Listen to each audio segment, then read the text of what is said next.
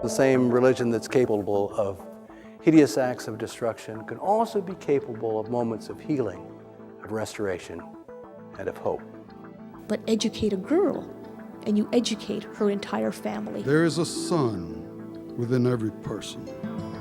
When that anger sets in, write it. Write the letters, but don't send them. You never want to leave concrete proof of insanity.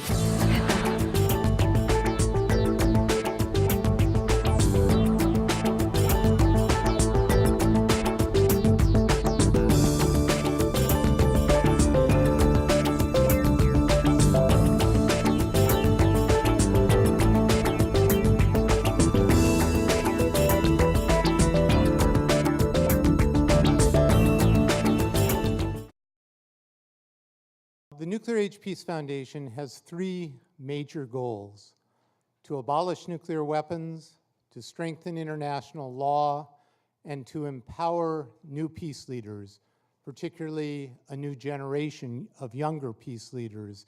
So we're very happy to be at the college. I'm happy to see so many young people with us tonight.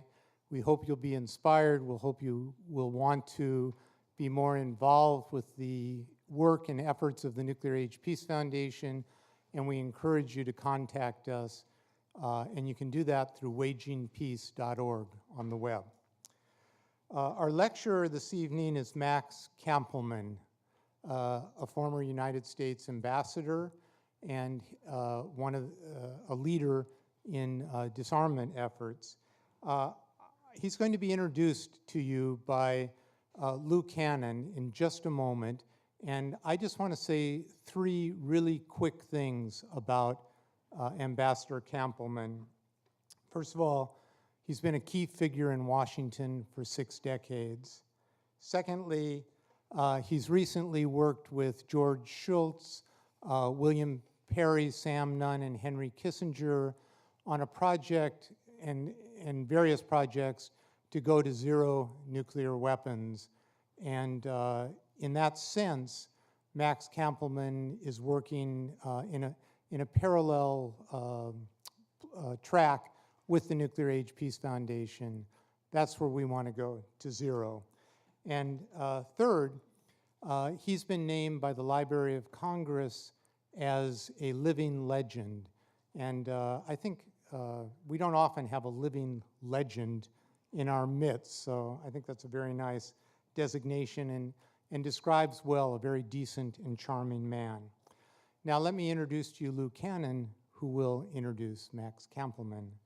Mr. Cannon is a distinguished journalist. He worked for 26 years with the Washington Post. He's received many awards for his journalistic efforts.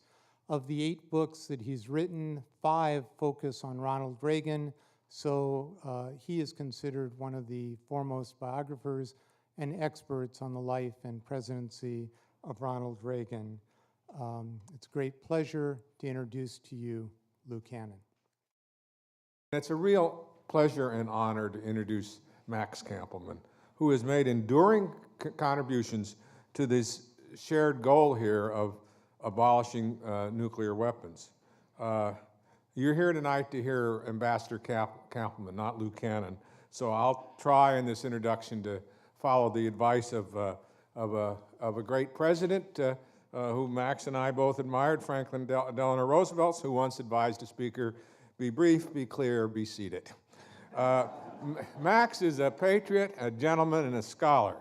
And when we first knew each other more than 40 years ago, he was the principal supporter of Hubert Humphrey, the happy warrior who never quite made it to the White House, but contributed mightily to our country as a U.S. Senator in many other ways as well.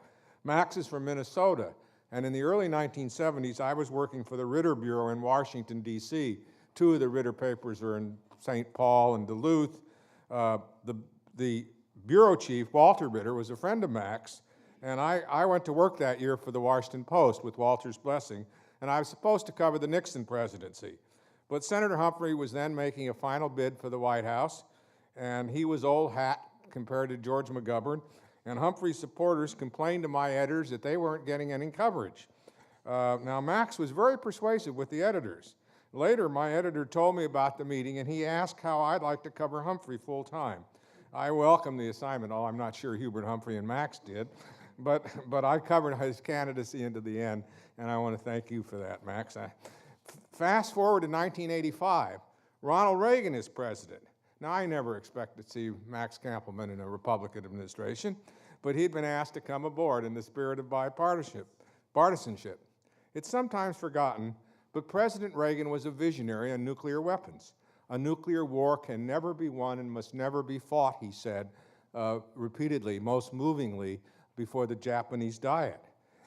Reagan believed, as I've written many times, that the United States and the Soviet Union were likely to blunder into war if the policy of mutually assured destruction persisted.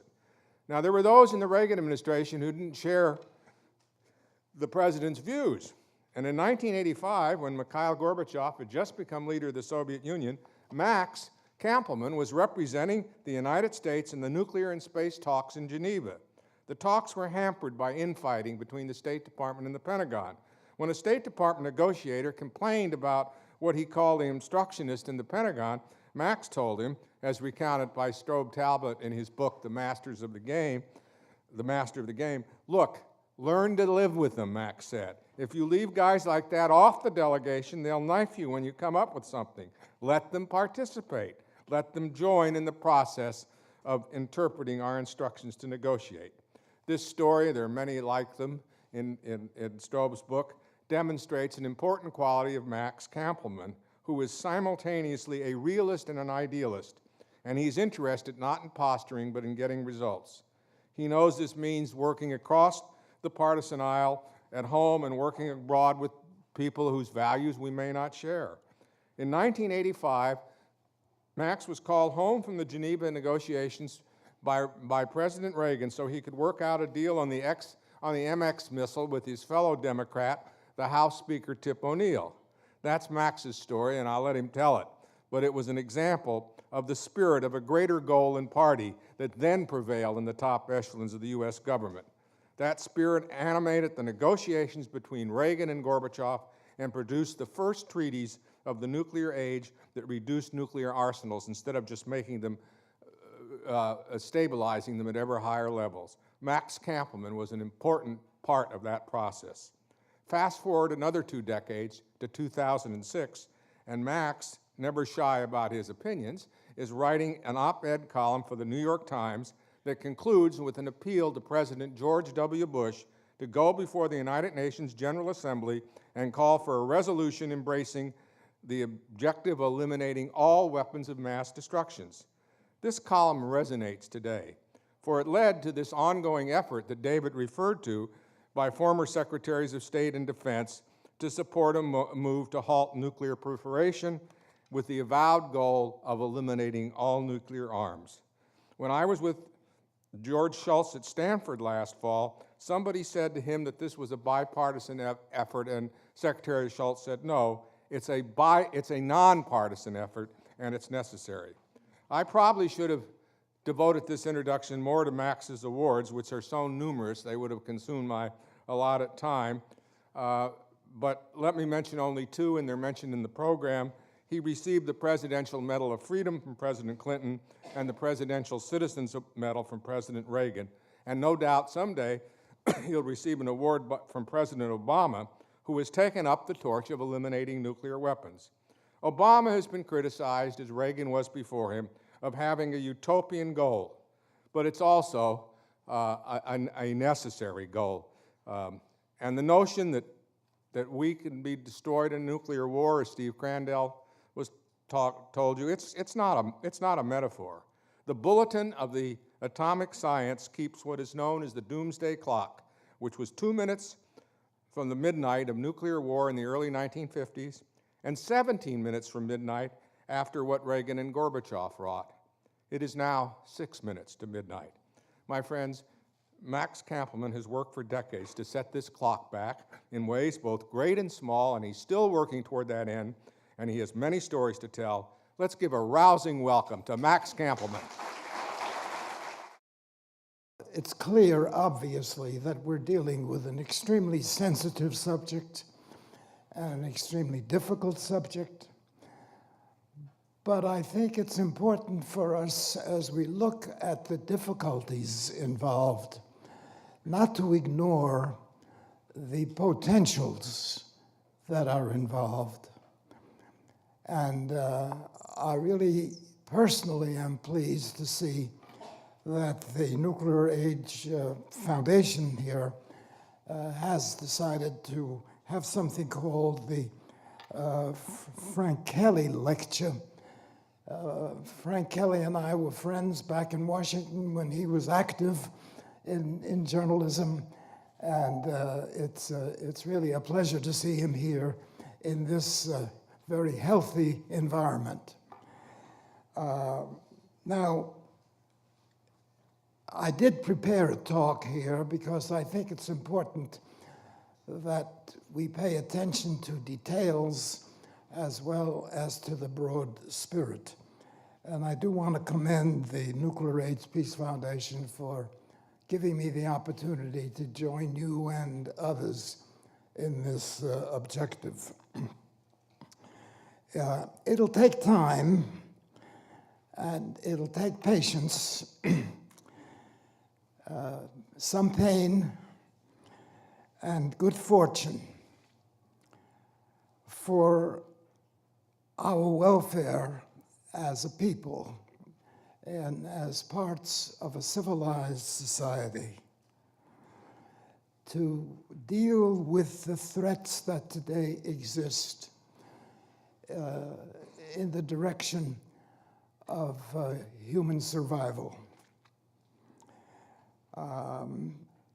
As I look at the world, obviously from the perspective of where I now live, which is Washington, and the nation's capital, it's disturbing to note the growth of nuclear weapons and nuclear technology throughout the world. And you can always say it's too bad that Thomas Edison developed electricity, and you can say it's too bad that the human race developed nuclear energy, but these are realities now. We don't and cannot undo that which was done. And these realities produce problems. And in this case, the nuclear development, the nuclear threat, is serious and cannot really be dismissed. As I see this, and I've worked in this for quite some time, and I'm convinced really that our survival as human beings, let alone survival even of our country, I believe these are the associate problems that we cannot ignore as we discuss nuclear arms. And this is what I want to discuss with you today and bring you up to date on what we are doing today. The task, obviously, and let me just maybe say with it, what does remain and what cannot be ignored if we want to be realistic about the problem, is really the existence of active, rogue, and terrorist forces in the world. And we know, not by surmise, but by reading what they write and listening to what they say, we know it cannot be ignored. It exists. And the existence of nuclear arms is spreading.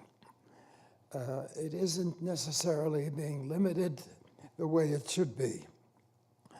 And we do note today that there are very dangerous, rogue, and and terrorist forces existing within the world society.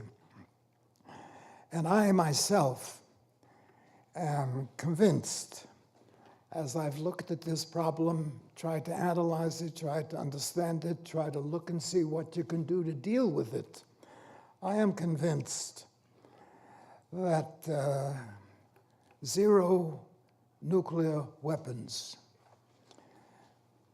urged by the foundation that brought me here, must be our immediate civilized goal as American citizens and as human beings. I do not believe that these weapons can be ignored, can be modified, can be amended. They represent, and indeed have a kind of irresponsibility associated with them. And civilized citizens have got to take note of this, realize it exists, and do something about it. Where are we heading? Our democracy and liberty, is that the direction of our human destiny? These are separate questions that come up, but they come up in my mind, having once taught political science at the university level. I look at the nature of our society and ask myself, our democracy and liberty, the future for our country, as the political scientist Francis Fukuyama has written about persuasively.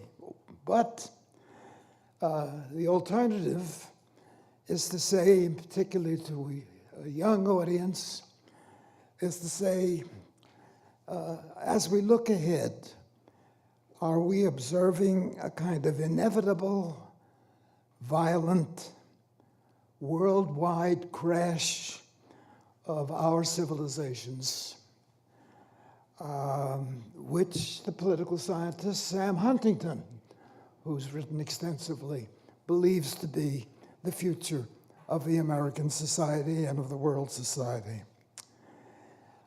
Let me point out, if I may, that during my childhood, growing up, one lifetime,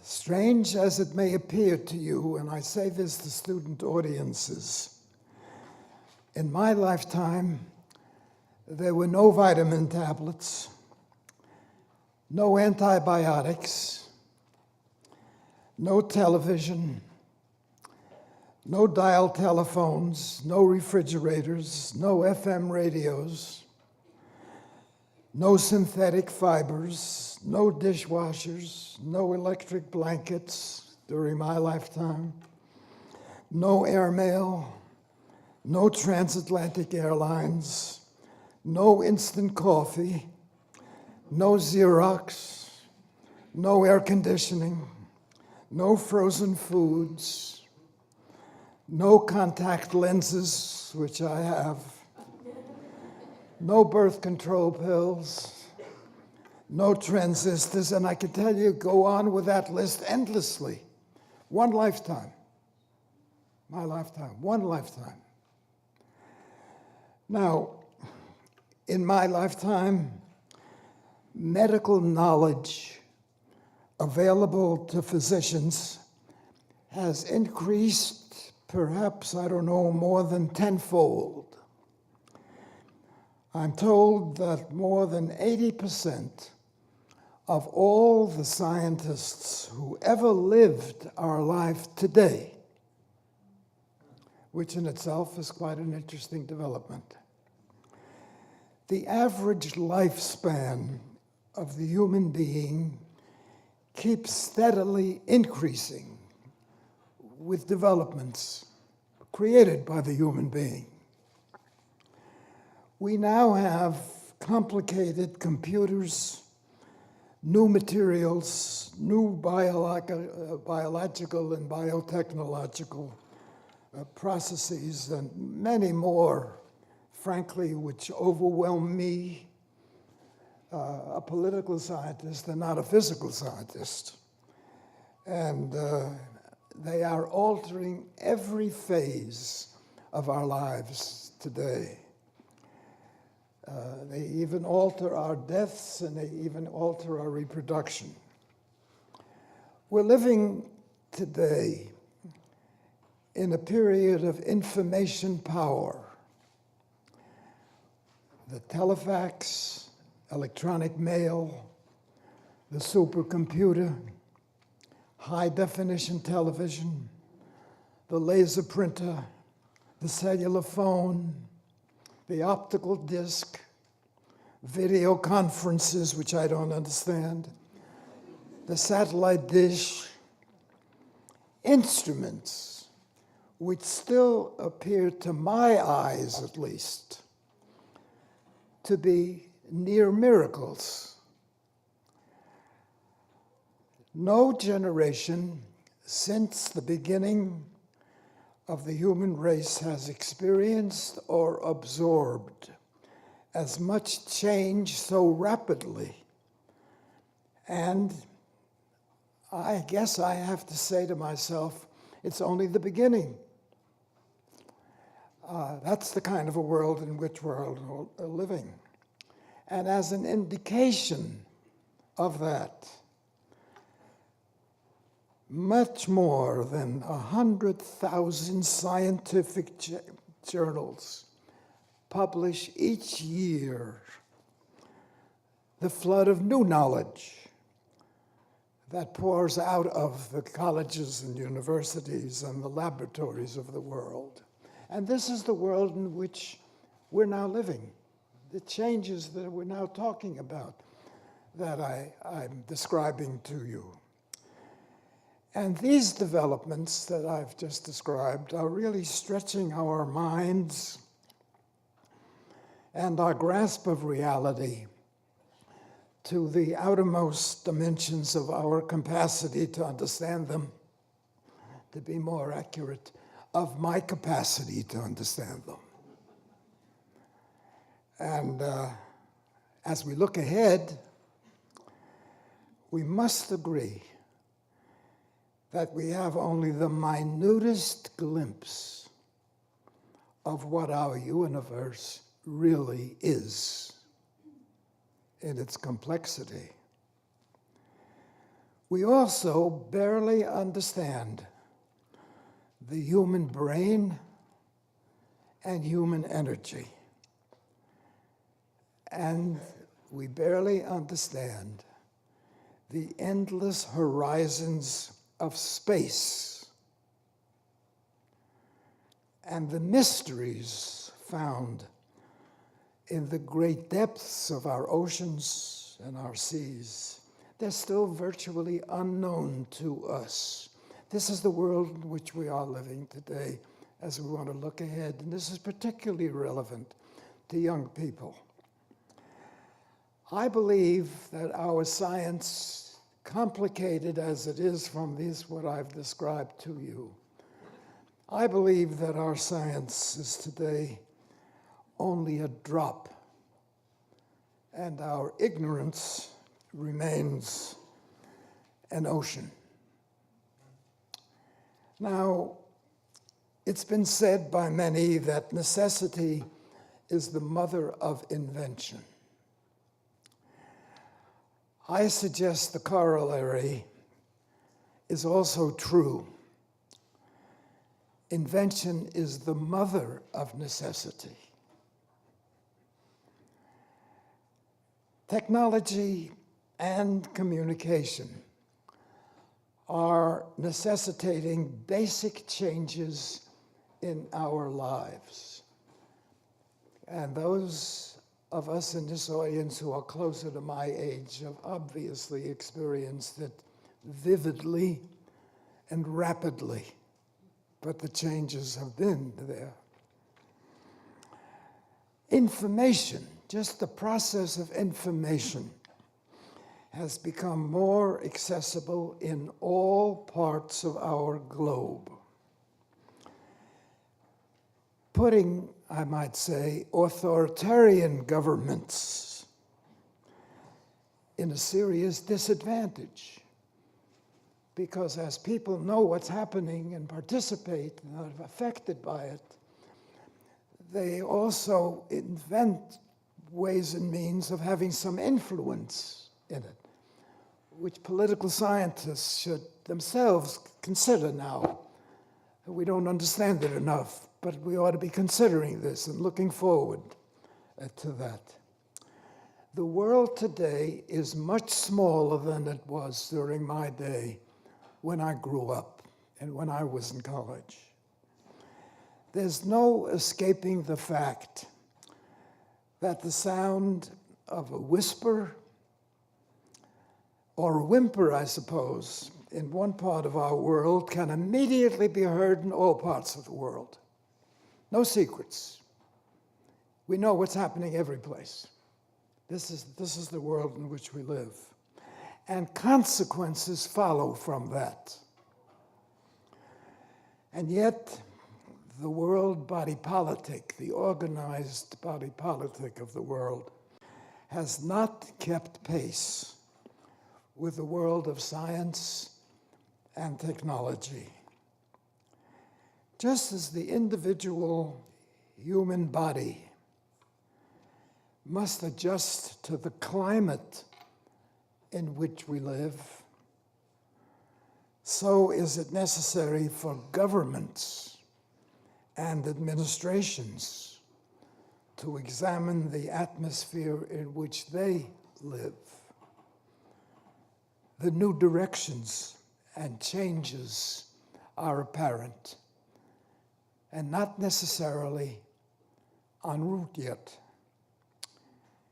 It is, in my opinion, important for the human race to seek security without destruction. Nuclear terror is not an adequate foundation for public policy. Our president, incidentally, has made that clear during his political campaign and in his recent appearances at the United Nations, where he and President Medvedev of Russia called for zero nuclear weapons. And I want to add here that during this most recent political campaign, it was not just Mr. Obama who said that if he were elected president, he would take steps towards zero nuclear weapons. That same pledge was made by the Republican candidate who was running for president at that time as well. All of this is designed, I think, to communicate to you and to young people elsewhere. We're living in a world of change. We cannot affect that development. It's there. We're not quite sure where it's leading. Certainly, young people can influence where it's leading, and we'll have a longer time to influence where it is leading. And within this context, it's important for us, again, to remind ourselves and not to forget that the international picture becomes increasingly evident, because whereas there was a time, if you wanted to take a trip to Europe, God knows how long it took you, or China, or Japan, this is today instantaneous, really, both by radio, by television, by airplanes. It's increasingly a world which impinges upon us we're not free of it in any way and cannot be free of it, as I've described to you and tried to provide the basis for that kind of understanding. It's also, therefore, inevitable to conclude isolation is impossible from what I've just described. There's no way you can have isolation. There's no way you can live without having consequences from where somebody else lives and how somebody else lives or what other governments perform. They affect us. We're free for ourselves, but in fact, we're part of a larger family which we cannot avoid and cannot escape from. It's increasingly evident that the developing relationship between the United States and Russia, and I concentrate on that now, because these are the two countries which have the largest number of nuclear weapons, and for a time were the only ones, but now fully understand that no longer are they the only ones. This thing has spread, but we do know that the two largest are the United States and Russia. And President Reagan understood that. My introduction referred to the fact that I'd been involved with him in these negotiations. As a practical matter, that is correct.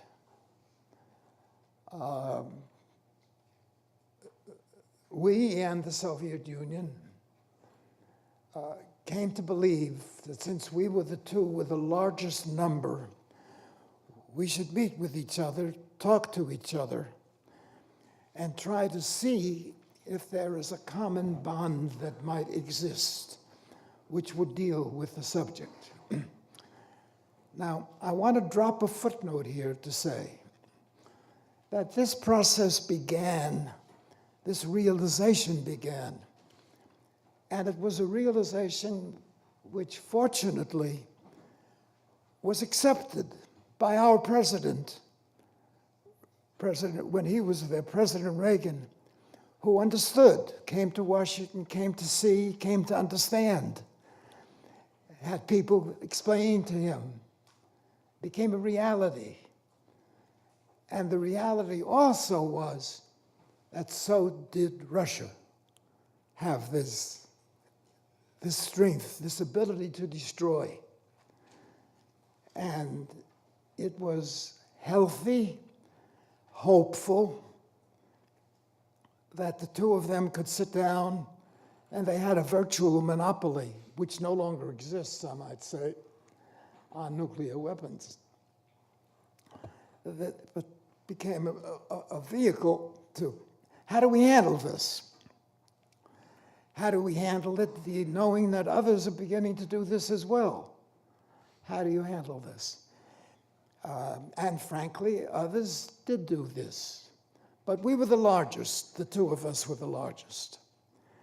And I was asked by President Reagan if I would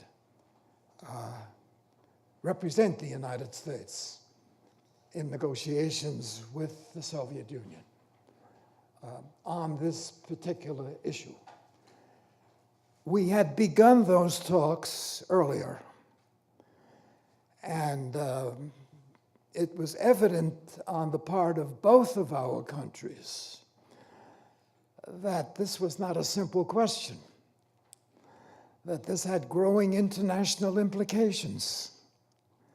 And we began to see that other countries that had also scientists on their own, who were also doing things along the same lines, creating dangers for all of us in connection with this.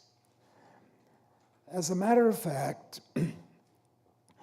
there was a scientist from the Middle East who had the capacity to know all about nuclear science and nuclear energy, and sold his knowledge to a number of Middle Eastern countries. And we suddenly discovered that we meaning now Russia and the United States, that no longer are we alone. Just that at one point, we as Americans had to say, we are no longer alone, look at Russia. Now we in Russia had to say, we are no longer alone. Look at ABC, you see. That development, that world development, is a reality which we face today. Now, fortunately, President Reagan and President Gorbachev were able to communicate with each other, understood one another, and both clearly felt the need to do something about at least getting the two of us to have a relationship which was a civilized relationship, since we had more than anybody else had in this picture. My role, let me just give you an example. I can think of it, it just crosses my mind now. When the president called me on the telephone, I was in private life, I'm a lawyer, I used to be a teacher, and he called me on the telephone and he said, I've just finished talking with Mr. Gorbachev, and we've both agreed that we have got to do something about the international world problem, and that we had to do something about the two of us, and we had to get together and see if we can control some of this. And I want you to negotiate on our behalf. I remember this, which I said, Mr. President, I don't know the first goddamn thing about nuclear weapons. And I remember his answer, neither do I, but we will both learn. And the fact is, we both did learn. And were able to make an agreement with the Russians in connection with this. And that has spread, really. That has spread with other countries also involved. Now, what do we do? How do we handle this situation? Is the current serious challenge that exists, particularly given the reality that other countries have learned or are learning how to do this. And we are, I must say, cooperating with the Russians on this issue. I just recently returned from a meeting in Paris in which we had, I don't know, I think 18 or 20 countries represented. The subject was, how do we get to zero? It's a growing need and a growing awareness. A growing awareness, as a matter of fact, that it is still spreading, the knowledge is still spreading around. And we're still at that period. Now, let me, if I could, say to you that we are now paying attention to how do we handle this question. And that's really the challenge to the human race today. how do we handle this serious question which threatens our lives and also potentially threatens our civilization? Because it's there. And irresponsible elements are getting it. And there is now constructive work underway in this area. I mentioned to you that I just recently was in Paris at a meeting dealing with this problem. Some months before that, there was a meeting in Rome, sponsored by the former Prime Minister of Russia, Mr. Gorbachev, and the former Secretary of State in the United States, who lives here in California, the former Secretary of State, also sponsored it, and a number of countries were involved in it. So, and I do want to commend the sponsors of this meeting, really, for bringing the serious attention to the front, because it's essential that we do something about it. My own personal opinion is that this can only be dealt with constructively by a world and not by one country. And the only institution that I know that exists is the United Nations as a world. And there is skepticism in our country about the United Nations. There is skepticism, in my view, all over the world about the United Nations. But there are many of us, and certainly the activity here in California that you're engaged in here, is a symbol of the need to somehow awaken the civilized world that we have a problem. Now, we in the United States have a particularly serious problem because we are exposed here in the United States. We are exposed with two oceans. We are exposed having loose boundaries to the north and to the south, Mexico, Canada. Hundreds of ships come in to the Atlantic Ocean and through the Pacific Ocean.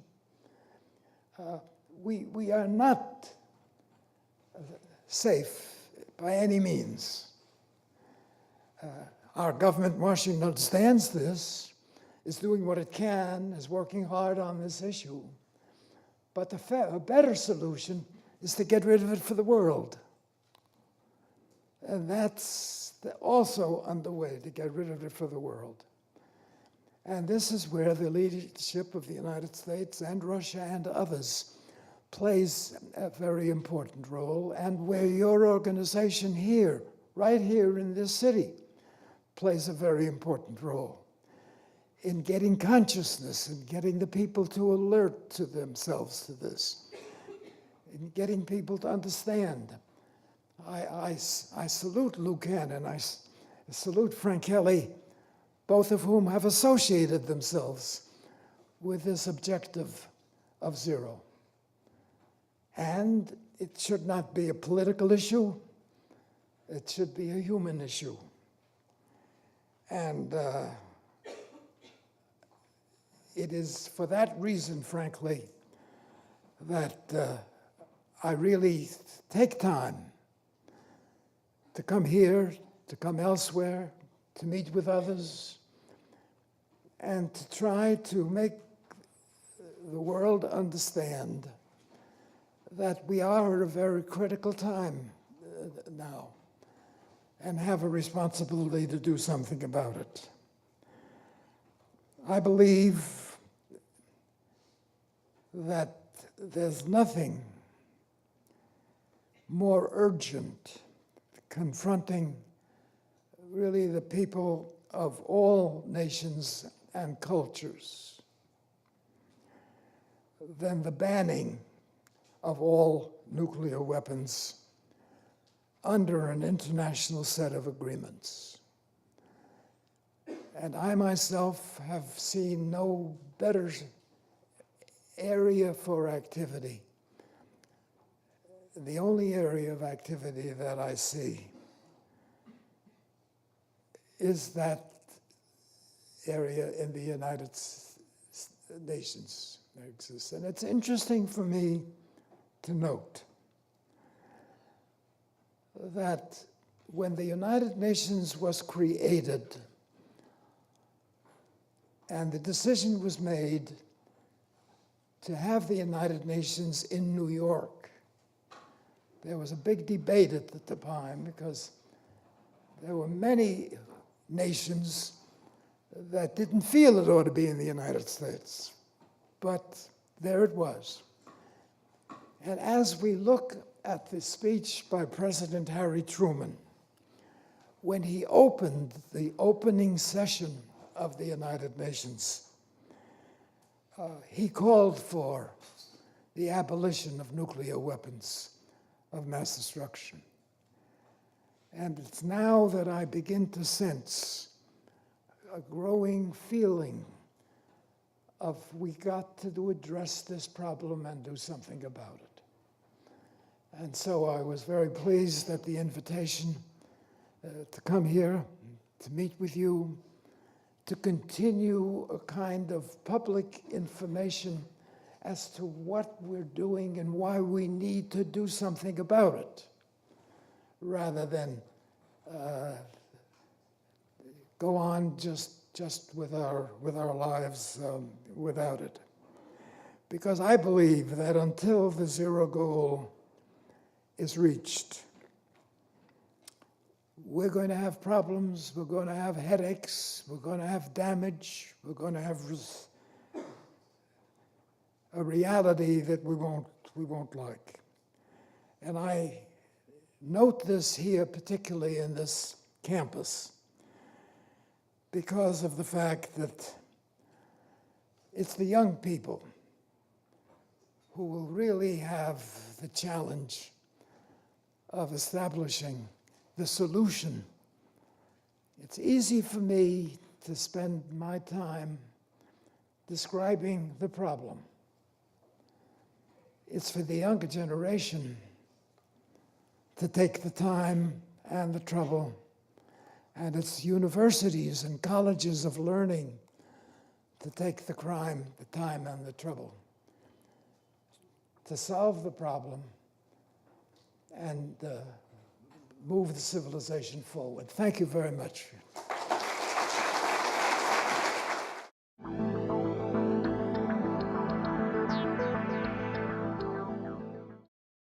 The question is, President Obama has recently approved an increased budget for nuclear weapons, and he wonders what you think of that. My own opinion, first of all, let me say that within the last 2 weeks, the United States and Russia have come to a strengthening agreement on the zero object. So that is there. What we did is we renegotiated a treaty which reduced the number. My own opinion is, and I don't speak for anybody else or for any organization, my own opinion is that until the world is ready to go to zero or take steps towards zero, which is what we're now beginning to do, the United States has got to protect itself. I mentioned earlier, for example, that we were open, our boundaries were open. We are vulnerable. We are not only vulnerable, but we're open on all four sides. And it's one reason why I want us to do something about the world's possession. So I guess I would answer your question by saying that if I were a member of Congress, until such time as we can get rid of these weapons, I would support maintaining them for ourselves. That's my view. How would you advise a young person to grab this issue and do something about it? Let me first say that if I lived in this city, I would get a hold of that organization here and join them. And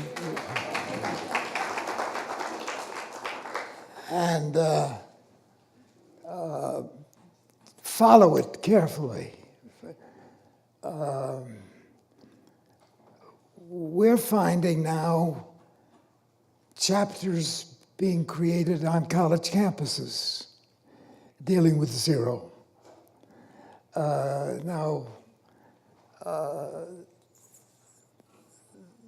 For the moment, that's the great threat to our civilization.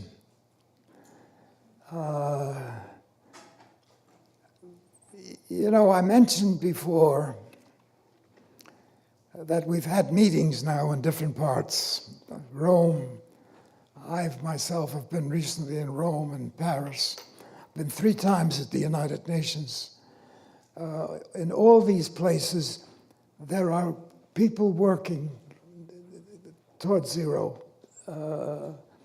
And I guess I would find a group in my neighborhood or in my city, in my community, on my campus, that would be saying, let's all go to zero.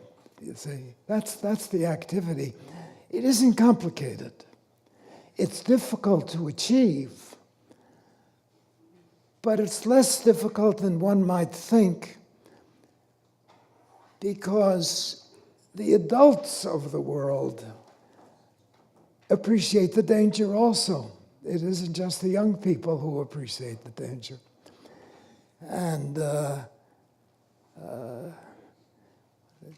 today in the Congress, I don't have the slightest doubt in my mind that if somebody introduced the resolution for the world to go to zero and for the United States to be a part of it, I think it would be enacted. The real concern that I find in the United States about the zero is a concern that only the United States will do it and not other countries, which is why we have to do this internationally. How would you respond to the argument that the existence of nuclear weapons is actually the biggest peace bringer that mankind has ever had, and that getting rid of them would actually increase the number of wars led, because the big threat and the fear of the destruction that they cause would simply not exist anymore? The question is, how would you respond to the idea that nuclear weapons have spread peace, that getting rid of them would cause more damage and more death, excuse me, I'm paraphrasing, that they're an agent for peace and order? I do think that nuclear energy is a vehicle for peace and order. I do not believe that nuclear weapons, with their massive potential for killing, can be given any kind of blessing about peace and order. You may be referring to the fact that with both the United States and Russia, let's say, having the possession of nuclear weapons, neither will use it against the other. And isn't that something that we ought to consider? I want you to know that as far as many in the United States and Russia are concerned, that's why they'd like to be the only ones having it. But you and I know that if the United States and Russia has it, the Japanese have every right to say, why not us? And that's the why not us, which is now spreading and which has to be met. We're not just dealing, and up until quite recently, the balance between the United States and Russia seemed to be adequate and there wasn't the agitation, there wasn't the concern that exists today, as we've learned that the knowledge to destroy has spread. The newspapers these days are pointing out, for example, that Iran now has its capacity, and it does have the capacity. And we now have quite a few countries besides the Iranians who have that. So I guess if there had been continued ignorance, it would have been a safety. But now that it's a knowledge that has spread, that, for example, the Iranians say, if you have it, why can't we have it? And that's really the motivation which is moving so many of us to say, let's get rid of the goddamn thing, you see. But you have to be sure you're getting rid of it. And there are ways now underway of how do you make sure. I mean, that is being considered, that is being talked about, that is being studied underway. But the first thing you got to do is decide that you want it to go, that it ought to go, it ought to disappear.